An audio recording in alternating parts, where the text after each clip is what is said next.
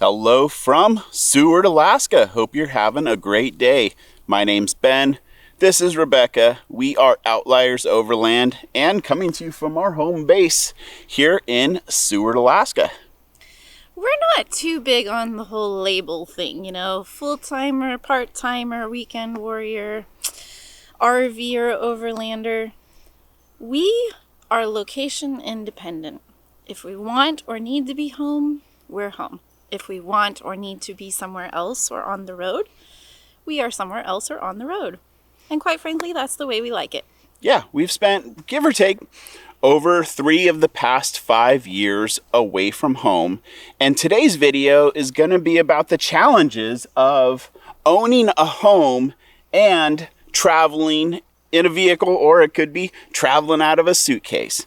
But it's not without its challenges, and today we're going to share some of the pros and cons of the whole thing. And this is the house. Built in the late 1950s, early 60s, depending on which paperwork you look at, actually survived the '64 quake and tsunami here in Alaska. This has been home for us for about 12 years now. So 3,000 square feet, 5 bedrooms, 3 bathrooms. You're probably thinking like, wow, that's huge. And it's definitely way more space than we personally need at this juncture in our lives, but we'll get into that more a little bit later. And this is our home away from home. His name is Denny, for Denali, in honor of the tallest mountain here in the United States and Alaska. But it's a 2007 Mitsubishi Fuso 4-wheel drive expedition vehicle. This thing's a beast, and we feel unstoppable when we're on the road in it. Not gonna lie, juggling a house and full-time travel is not always easy, but it's really important for us that we keep a home base and go live our dreams. So. Yeah. But what happened this year, 2020, was a perfect example of why we wanted to put forth the extra effort and maintain a home base while traveling, because when COVID hit the fan in springtime, we were down in Mexico, and you guys know, you lived through it. Everything was just not good. And being able to make a 4,000-mile run home from Mexico to this place and have sanctuary and even have room for Beck's mom, who's a cancer survivor, she followed us up on that journey just to get her into our driveway safe for 6 months or so, let the dust settle, and now the world is starting to return to normal. Mom hit the road, but we had a safe place for our family, and that's what we prioritize. Sanctuary, you said it. That's exactly what this has always been for us. Now, it also, like Beck kind of touched on, it has not been easy, and there have been some problems. This is walking into our master closet. And keep in mind, we did not leave the house like this, but this is our master closet. Obviously, there were clothes hanging up, but what the hell happened here? It is mind-blowing. You're probably wondering, why keep a house if we're happiest right now at this stage of our lives traveling? But that's just it. It's a stage in our lives, probably not likely to last forever. And if you're like us in our 30s and 40s, it took a lot of effort, sacrifice, money to get this house in the first place. And we know that at some point we will likely prefer to be in a home again. Whether it's this one or a different one, we've stayed in the real estate market. And that means that our house is accruing value. We didn't sell everything and live off of the proceeds and then have essentially nothing to show for it at the end. Instead, we've kept it. We can come back home to this one. We can sell and buy a different one in a different place. But financially, we've left ourselves open to a lot of options. As liberating as it may seem to sell everything and hit the road, real estate is also an excellent investment. Dare I say we've been lucky on this house. Right now, it's gaining value more than our mortgage payments are, and that is phenomenal. Sure, markets can crash, but over the long term, real estate is a very secure investment. I'm sure you're thinking, how do you possibly carry a mortgage and afford to travel at the same time? Well, bottom line is we work pretty hard. But there are also a lot of creative solutions to being able to keep a home and do some traveling. And while your situation will be unique to ours, we have some ideas that we'll share and at the very minimum, get the wheels turning for you. It's only fitting to share a little bit about how we pull this off. Firstly, we are, like Beck mentioned, we're digital nomads. We have a lot of efforts that we put forth in businesses that are online related. But we also bought a very large house that has income potential. That is crucial. Like I said, it's just Beck and I here. 5 bedrooms, 3 baths, 3,000 square feet. That is way too much when we travel in a 13-foot box. But, okay, I'm going to precursor this with in normal years, because this was a COVID year and everything was screwed up. But we live in a very big tourist town. June, July, August. We can rent out that portion of the house for about $250 a night, and 2 of the downstairs bedrooms in the basement for $100 a night. And our tourist season is short, it's like 90 days. But you do the math, and like I said, under normal COVID, non-COVID years, we can easily make $40,000 running this as an Airbnb. Welcome to our humble abode. Let's go inside. You're probably wondering, oh my gosh, an Airbnb? Aren't people stomping all through your house and your private space then? But the reality is the mother-in-law suite is completely self-contained. They have their own entrance. In all honesty, we hardly ever see them. And the downstairs people do come through our front door. Once they're down there though, completely self-contained, their own little coffee station and fridge and bathroom. And this is Alaska, so people get outside while they're here. They're here to travel and see and do things. So they get up early in the morning and leave, and they come home late at night, and we hardly see them. It's only for 90 days, so truthfully, you can kind of do anything for a few months a year. And we keep a space back here that is really our, again, the word sanctuary, where we can get away, come back into our little corner nook. We close the door, we lock it. All of our things are back here. We have our own bathroom. We have our own office space and studio. We have our bedroom, which has a sitting nook and a television. So we're totally self-contained. Like, there are days where the only thing we leave this space for is to go have breakfast or something in the kitchen. Especially because we live in that tiny little box. When we come home, this space feels like, oh my goodness, luxury to the hilt. We could fit 3 or 4 of those trucks just in our bedroom. So it's plenty of space for us. We also humorously call this whole area back here the Bat Cave. This is the office. I love it. It's a tremendously efficient workspace, so we can just knuckle down and get work done. But another option one would have is to rent out the entire house. Sure, that involves getting all of your belongings that you want to keep out and put into a storage unit and then have somebody else move in. Property managers can definitely be very helpful and an asset, but if you do a really good job of picking tenants, you probably would not need a property manager. Rebecca and I, gosh, we moved a fair amount as children, and we really don't want to move anymore at this point in our lives because we're happy where we're at, but it was just feels right to keep this place. You're probably wondering about maintaining a house when you're not home year-round full-time to deal with it. And a lot of that depends on where your house is. Do you have an HOA that takes care of certain things for you? What kind of weather do you deal with where your home resides? For us, we have to worry about 2 big things outside. First, we have an acre lot that needs to be mowed all summer. And second, we have to have the driveway plowed of snow every winter. The way that we kind of take care of this, for the most part, we love coming home in the summer to Alaska. So we take care of the yard maintenance. For the snow, we have the most amazing neighbors who keep it plowed of snow in the wintertime. Plus, Their windows look right at our property, so they kind of keep an eye on things and let us know if there's something that looks like it needs to be dealt with. One of the special circumstances at our property, on our house, would have to be this south side, that roof. So we live in Alaska. It snows. It's a metal roof. And there can be multiple problems. So if it just stays cold and keeps snowing and snowing and snowing, we do have to get that roof shoveled off.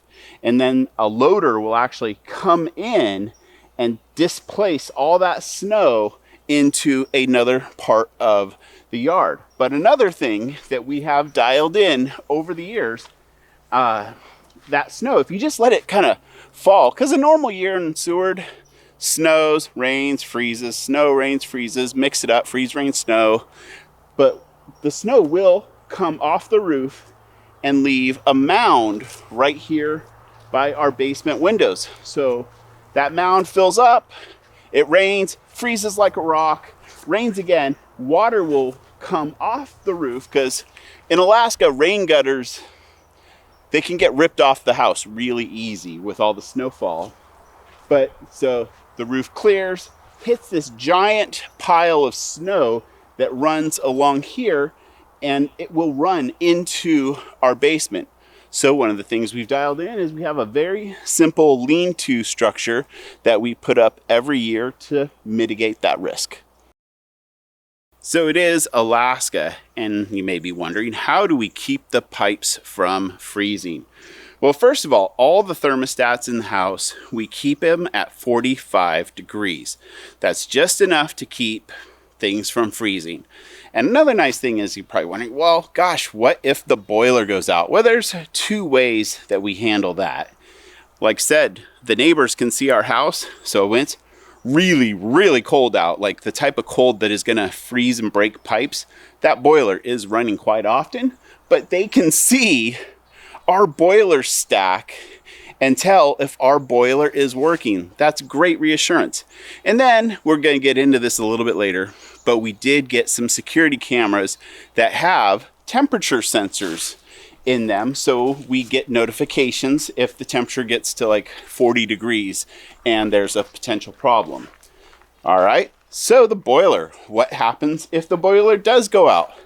Well, we do have two people on, I'll joke and call it like retainer, but they are all set up.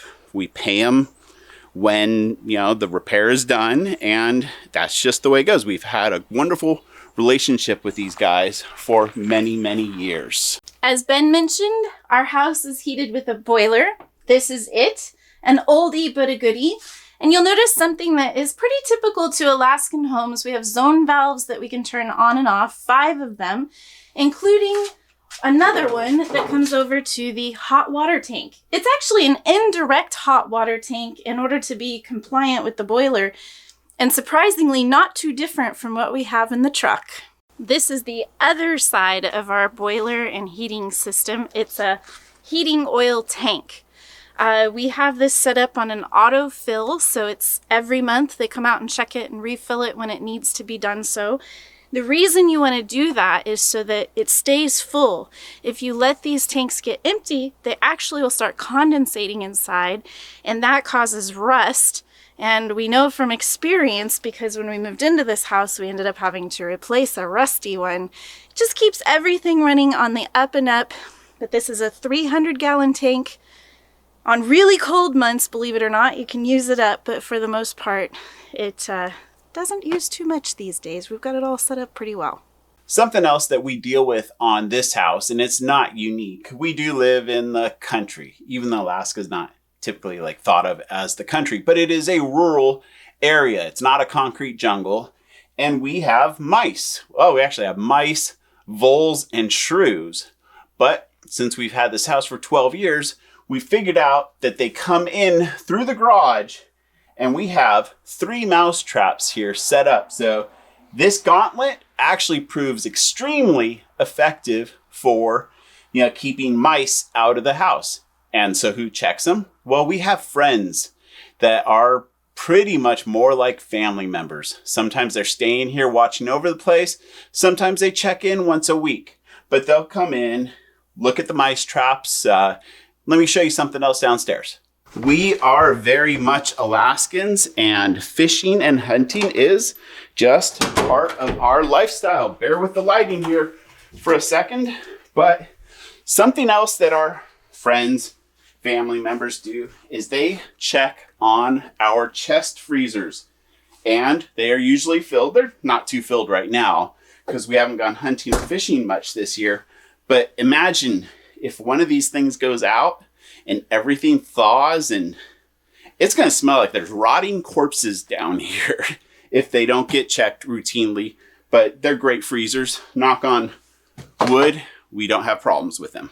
Another unique scenario we have, particularly living here in Seward, is the humidity issue, especially in our basement. So I'm going to show you this dehumidifier. It was something that we used to have to empty on a regular basis, but when we got ready to travel, we set it up so that the hose goes into the drain in our basement, and it drains itself all the time and keeps the humidity down here. It smells good. It's not like walking into the jungle when you come into our basement. You will notice we idiot-proof everything. This is for guests when we have the B&B running. It's also for people when we're not home. Somebody comes down here to check the freezers and thinks, gee, maybe that shouldn't be on, and they turn it off. We make sure, do not touch, and we have these signs all over our house. As long as we're in the basement, we thought we'd show you around the bed and breakfast portion down here. So it is out of commission for the summer, but this is one of our rooms in the basement. Queen size bed, heater on the wall, TV with internet, little desk for people to use. This is the common area that is accessible to B&B guests, and normally we have a table with a coffee station set up here, fridge, microwave, utensils, paper plates. Then we come back here. They have a shared bathroom, and forgive the mess a little bit, we had a friend staying here this weekend. And then our other bedroom, same setup, queen-sized bed, television, a little place to sit. So, this is what our bed and breakfast rooms look like downstairs. You can kind of see, like, very separated from the rest of the house. They have their own sitting space and nice rooms where they can come and be when they're home in the evenings and nights. In and out of the house in this video. So you're probably thinking, gee, you guys have to have had some really bad experiences. And we have had some. First one I'm going to share with you involves our Ford F-150. 1 year, so we're kind of used to the battery being dead, but 1 year, a squirrel, let's see here, let me find one, it shouldn't be hard, worked all winter with these little spruce cones, they're like little mini pine cones, and piled them up in the engine compartment of the truck. They were crammed everywhere.